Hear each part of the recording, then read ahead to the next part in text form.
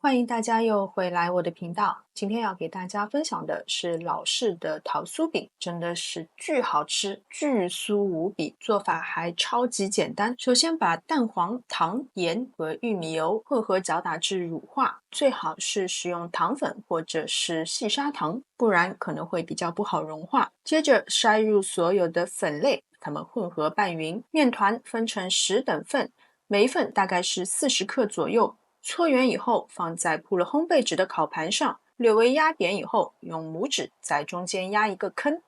我真的好喜欢这个自然的裂口。接着在表面薄薄的刷上一层全蛋液，这个蛋液也不是非刷不可，但是我觉得刷了蛋液烤出来的颜色会更加的好看。在表面撒一些黑芝麻，就可以送进预热好的烤箱，180°C烤20分钟。出炉以后不要马上去移动，因为这个时候的桃酥还有点软，等到彻底晾凉以后，就是非常酥松非常好吃的桃酥饼了。无论是家里掉了牙的老人，还是牙没长齐的小孩，通通都可以吃。